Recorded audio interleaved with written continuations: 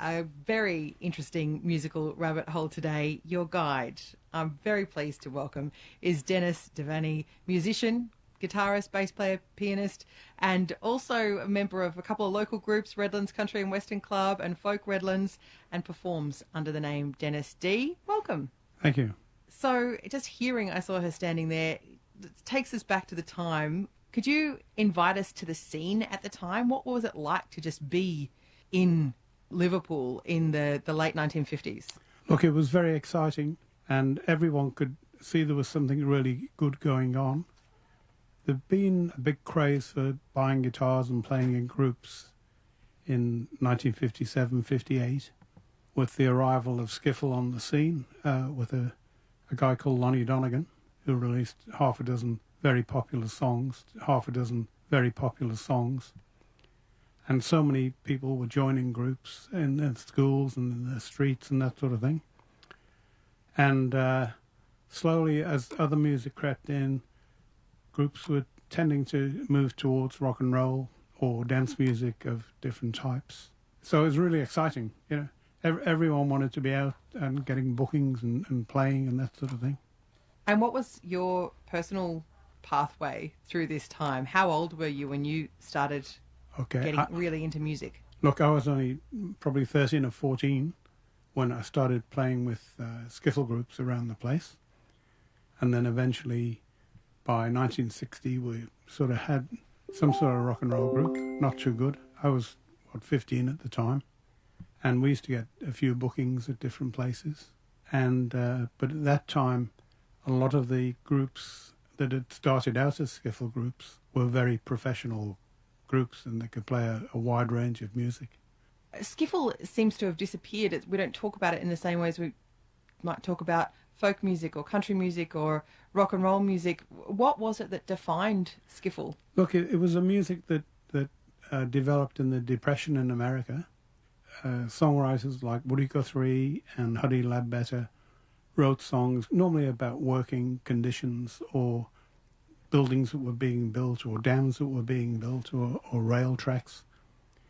And that became, you know, the strong line of American folk music. And the actual name skiffle comes from down the south of America, where people in, you know, poor people in rental houses used to get out and make a bit of noise when the rent collectors came round to chase them away. But this became so popular in the UK, within weeks of Lonnie Donegan appearing on television, everyone had to have a guitar. And all my friends had to have a guitar, which was quite a burden. And that was you too? Oh, yes. Yeah. Absolutely. And guitars then were probably 17 to 20 pounds.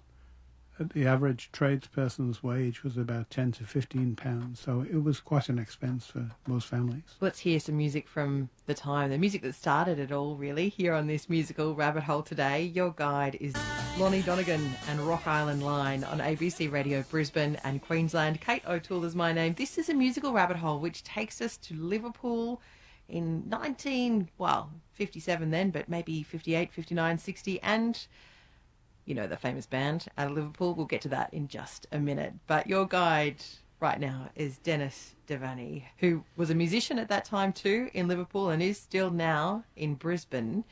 So how did your family feel about you saying, but I need to have a guitar? Well, it took a few weeks, but eventually they cracked. And they bought me a nice little guitar. It had a little butterfly on the front, which I removed. And off I went and started playing, mainly at youth clubs and church halls and things. We had somebody playing a washboard, and I had a banjo for a while, which I borrowed off an uncle. And we had a bass, which was like a tea chest with a broom handle and a wire string. It didn't work very well, but everyone expected to see them. And was it totally normal to be 14 and in the thick of it like that? Oh, yeah. Yeah, I mean, I was probably one of the younger ones, but yeah, no, it was quite normal. We used to travel to bookings on the bus or walk or ride on our bikes, you know, miles to go and play somewhere, often for no money at all. But it was it was intense and competitive in a nice sort of way. So there may be 4 or 5 skiffle groups on a hall on a Saturday night, and we'd all listen to each other to see any new chords we could learn or any new songs we wanted to learn too. And then slowly we started buying amplifiers and decent guitars and dressing ourselves correctly and all that sort of thing. Very exciting time. And what was the crowd like at those bookings? Well, initially they were just kids, but as it grew into more of a rock and roll thing, sometimes the crowds, there was a lot of teddy boys about at the time.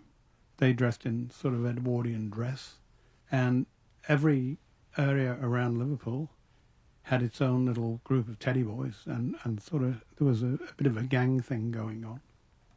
So you had to be a little bit careful if you went into someone else's territory, if you like.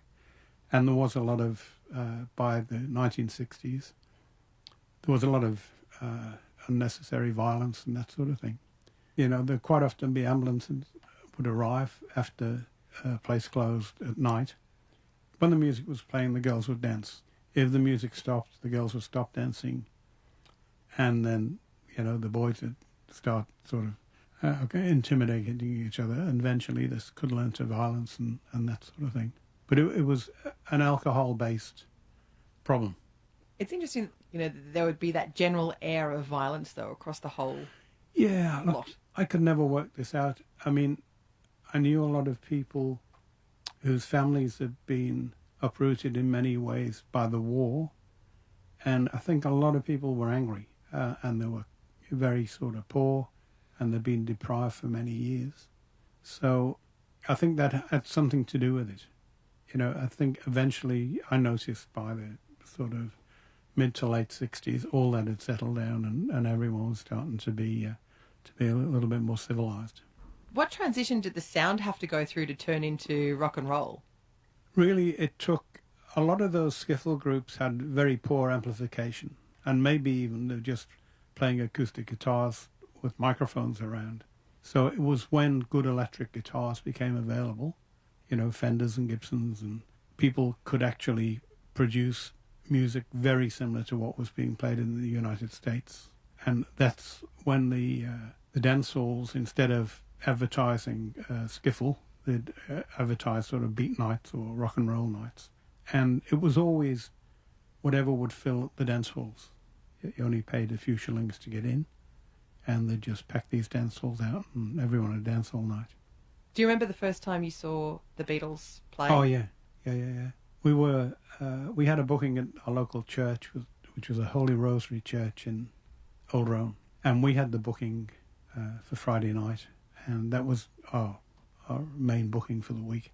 And then the priest called us, and he said, "Oh, look, I've got another group in this week. I'm going to give them a try." Called the Silver Beatles, and we'd never heard them. So we went to see them, and they were fairly good. The drummer was an older guy.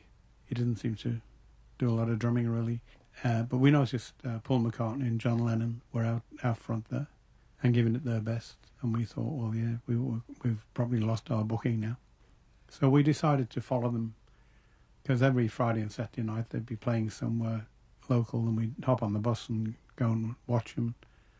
You know, we just watch them develop all the time, get a little bit better.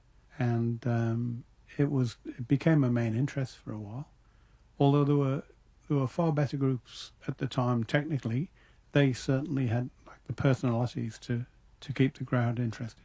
Also, nearly every group then had a lead singer who may be like a Cliff Richard type person.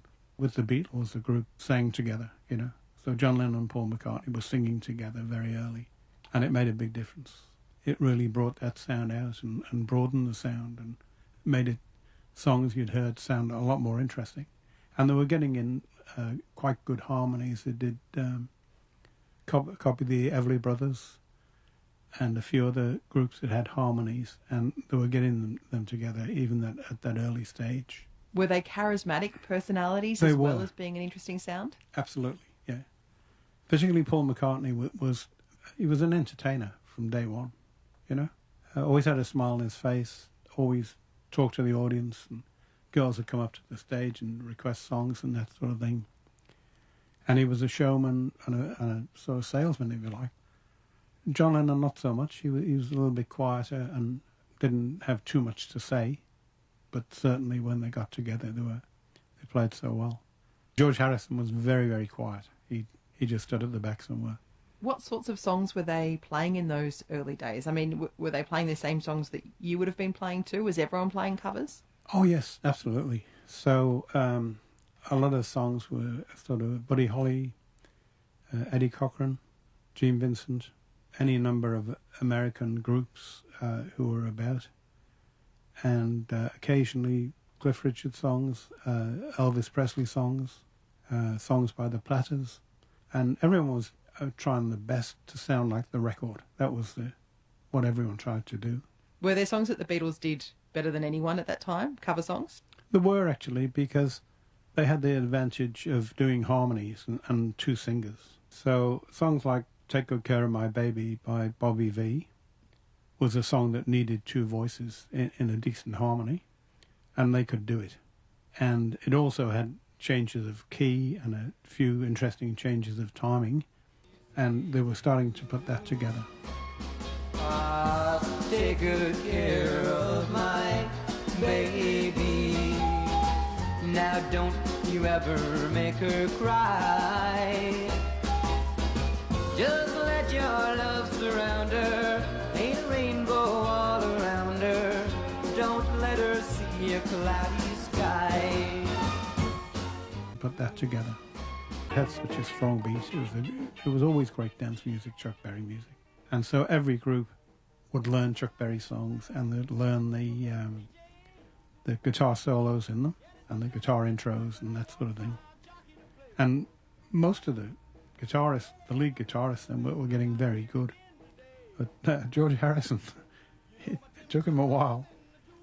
He had a problem. We called it at the time sticky fingers. He just couldn't quite do these breaks. And even on some of the Beatles records, like Roll Over Beethoven, at a later date, you could see he's struggling a bit. But then eventually he becomes one of the best guitarists in the world. This is your musical rabbit hole today, which is taking you to the late 50s and the early 60s in Liverpool for the beginnings of the sound of the Beatles and the other groups playing around there at the time, inspired at first by skiffle and then moving on very much to rock and roll. Your guide in this musical rabbit hole today is Dennis Devaney. He performs under the name Dennis D here in Queensland. He's part of Folk Redlands and the Redlands Country and Western Club, and he's a musician and a songwriter. And he happened to be playing in the same venues at the same time as the Beatles, as they were then, and Jerry and the Pacemakers. In fact, the Beatles stole his gig. They stole his spot at a church hall very early on when they were still called the Silver Beatles. And we're going to talk now a little bit about how you can hear some of those sounds, those original sounds coming up through Beatles' original music as well. What are some of the songs, Dennis, that stand out to you from the Beatles that have the fingerprints of that scene all over them? Oh, if you go to their early records, She Was Just 17 is just pure early 60s rock. You know, it's based on, I think even the bass line is from one or two Chuck Berry songs. Songs like Hold Me Tight. First LP, I think about half the songs are just rock and roll. Of course, Twist and Shout, it will be typical of that. And Roll Over Beethoven. And later on, they recorded rock and roll music, and again another Chuck Berry song. And they became very good at it. They could really play good, tight, hard rock and roll. And that lasted them until more or less the end of their recording career.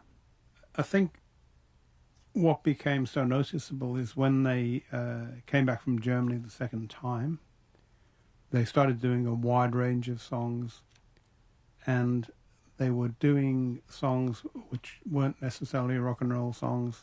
And in those, I could hear echoes of songs they'd done early in the piece. In the early days, they used to play quite a lot of Buddy Holly songs, including That'll Be the Day, which they actually recorded. Not too well, but they did record it. But that rhythm carried through, and I can still hear it in probably being a bass player, I hear these things in songs, and Penny Lane and a few of the songs have that sort of bouncy rhythm that was there in That'll Be the Day. And I think everyone was surprised when they did songs like Penny Lane. But again, it was definitely in their DNA to do those sort of songs. People I knew at the time said, where did this come from? They haven't done anything like this on stage. But in fact, they had in earlier days. They've been doing these types of songs, which weren't rock and roll, more rhythmical and more storytelling than rock and roll. And a lot of those songs are very popular today, which weren't rock and roll, more rhythmical and more storytelling than rock and roll. And a lot of those songs are very popular today. Who's our guide today? He was playing music around Liverpool at about the same time, and we heard a little while ago about how it was a group called the Silver Beatles, some of the lineup that you would recognise, that ended up taking over his spot at one of the church halls early on, and he came to follow them around and notice the growth in their career and also the influence of that Merseyside sound and that Liverpool music scene at the time. And there was a fellow who kind of connected a lot of you, wasn't there, Dennis? Who was Bob Waller? Bob Waller, I think he was a railway clerk before he went into music. And he was a little guy who used to carry a little record player around. And he'd act as a sort of a DJ. So he was the guy when the groups were coming on stage or going off stage, he'd play records and he'd make announcements.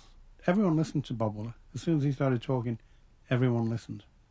He arranged bookings. So, if you got a phone call from Bob Waller to give you a few bookings, that was a really exciting time, And he knew every group in Liverpool. He knew every member of every group, what they were good at, what they weren't good at.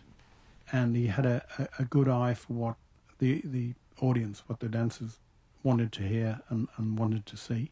I mean, we were actually told off by Bob Waller a few times for what we wore or how we performed on stage and that sort of thing. So with a man called Alan Williams, who was really the Beatles' first manager and who arranged their trips to Germany, they put a lot of effort and had a lot of patience with the Beatles, who tended not to want to do what they were told sometimes. But they had about 2 years of their influence had a big impact on the Beatles. What do you mean they didn't want to do what they were told? Well, they like to kind of smoke on stage and drink on stage and tell jokes and fool around. And it was just their nature. John Lennon was, a wild sort of guy, he liked to play up.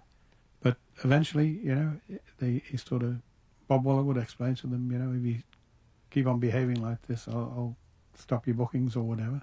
So he did a great job. And he really started the sessions at the Cavern, which were so successful. And people still talk about them today.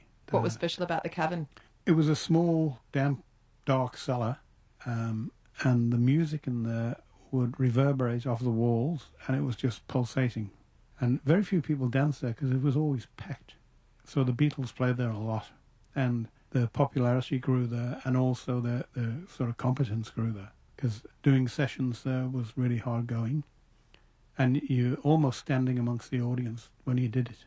Did Bob have any influence on their sound at all, or he was just directing where they should and, what their opportunities might be at one stage? Look, Bob would always say what he wanted to say, and he would, he'd compliment good playing, and he criticised if it wasn't up to scratch. And if people had poor equipment or one particular guitarist or drummer in the group wasn't good enough, he would say that. So he kind of looked after everyone. I think without him sometimes that whole Merseyside thing may not have been as good. It would have taken off, but not as good. I had a lot of respect for Bob. And you were having a drink with him on the day that everyone found out the terrible news that John Lennon had died. I used to work probably 50 yards from the Grapes, which was the pub in Matthew Street opposite the Cavern that all the groups went to in the 60s. So I used to see Bob there maybe once or twice a week, and we'd sort of have a pint and have a talk, and he'd reminisce about the groups, and he'd ask me about my group that I was playing with at the time. This is in the late 70s. And then when we heard John Lennon had been killed, everyone was absolutely devastated. He said, I've heard about your group in Wales. Would you like to come over and play at the memorial concert? And I said, yeah, we certainly would. And that was, we had about 4 or 5 days to get it all together. And Bob was there. I've actually got a photograph of me on the stage and Bob in the front somewhere. That was an amazing experience. I've heard crowd estimates between about 30,000 and 80,000, but the streets were actually full of people, and many holding candles and things and singing along with the songs. Just unbelievable. Where was it? It was at St George's Hall, which is in Lime Street in Liverpool. The council wouldn't actually allow us to use the proper hall. They insisted if we did it on the steps outside. And the police didn't allow a proper number of police in the place, so it was fairly unruly. But it was a magic experience, it really was. And it was a tribute to someone who'd given a lot to Liverpool, and still does in many ways. So you're up there with your group from Wales. Yeah. And so, what could you see as you were standing up there on those steps? Oh, just a sea of candles. There was just a sea of people holding candles and singing along. There was no proper stage, so we were on the steps and people were sort of encroaching up the steps. I think the music shops and a few of the big bands chipped in, and there was walls of speakers and amplifiers and things. So we took our little amplifiers and they just threw them to one side and plugged us into these massive big amplifiers. There was behind us there was a wall and it was sort of pulsing with sound. What did you sing, you and the Welsh outfit? Oh, we sang half in Welsh and half in English.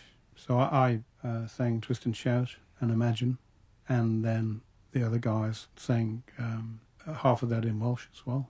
And then we sang Don't Let Me Down, again half in English and half in Welsh, and that went down pretty well. It was a very powerful atmosphere, very sad, and it was a very bitterly cold day, but all these people came out to be there. And it took me a few days to get over it. It was an emotional thing. Don't let me down. It was a very powerful atmosphere, very sad, and it was a very bitterly cold day, but all these people came out to be there. And it took me a few days to get over it. It was an emotional thing. This is the Musical Rabbit Hole, and your guide today is Dennis Devaney, who was playing music at around the time as the Beatles began in Liverpool with that Merseyside scene that we've been hearing about. Dennis, did you continue to follow the progress of the band? I mean, what's the most recent time that you've seen McCartney, for example? Oh, I saw him at Lang Park, which was 3 or 4 years ago, and that was a tremendous performance. He gave 3 hours of a great performance. He's got that much energy and enthusiasm, the same as he had 50, 60 years ago. And I just hope he decides to come back to Brisbane. I know he has quite a few relatives here, so hopefully he will. Did you ever, through all of those years, chat to the band or have anything to do with them or, become mates or anything? No. Look, we met them on stage, I think about twice. And that was when we were taking our gear off stage and they were coming on. And I think Paul McCartney, he either lent us a lead or we lent him a lead. I forget which way it went. He was a nice guy. He'd just come and help the group going off and all that sort of thing. And so that was about as close as we ever got to them. But, I mean, there would have been the following around Liverpool towards the time when they started making records was huge. Wherever they went, they filled the place out.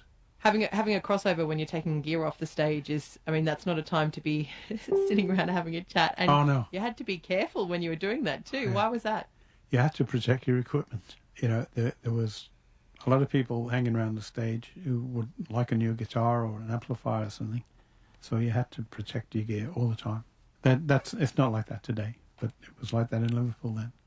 So looking back, and that's part of that Liverpool, people are a bit tough there sort of thing. And you were talking about the tendency early on to violence, being not very far away at any time. How do you reflect then on the influence of the Beatles for the kind of broader psyche of that scene, of this place that was, really very poor, and to have one of their own groups lifted up to the highest heights that you could possibly imagine? Did that change things? Oh, absolutely.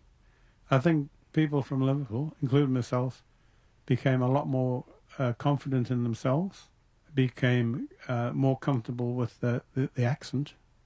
There was a funny thing in Liverpool when, especially mothers and grandmothers and things, when they answered the phone, they'd speak in a very clipped accent like the Queen.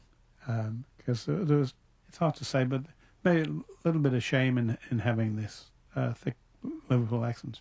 And it opened the doors for so many things in Liverpool. And it just made it, all of a sudden, tourists were coming to have a look at where the cavern was and that sort of thing. That still goes on today. They've got a big display in the Dockland area. And I think that's carried on today, And if I meet other Scousers around the place, and you start talking, within a few minutes, the Beatles are mentioned because they were the catalyst for so many good things. How do you reflect as well on that whole era of music when everybody was getting involved in it? What do you think about that now? Oh, I loved it. The intensity, the determination people had, just the desire to play. I mean, I've still got it. It's never left me. I see kids today, like my grandkids and their friends and all that sort of thing. And the kids seem to spend so much time on their iPhones and their chat rooms and their TikTok, or I don't see too many sort of learning music or having groups or learning to play or sing and that sort of thing. And I think it's a bit of a shame because there's so much fun in playing with a group. There really is. So if I had to ask you then, what was your favourite Beatles song to close this discussion today and to send us off, which song would you choose? I must have listened to every song so many times, but I always Here, There and Everywhere, I think is a beautiful song. It's a melodic song, it's got beautiful words, and as soon as I heard that song, I thought, wow, if I could ever write songs like that, I'd be very happy. I think Paul McCartney wrote it for Jane Asher. Beautiful song. I think it's a beautiful song. It's a melodic song, it's got beautiful words, and as soon as I heard that song, I thought, wow, if I could ever write songs like that, I'd be very happy. I think Paul McCartney wrote it for Jane Asher. Beautiful song.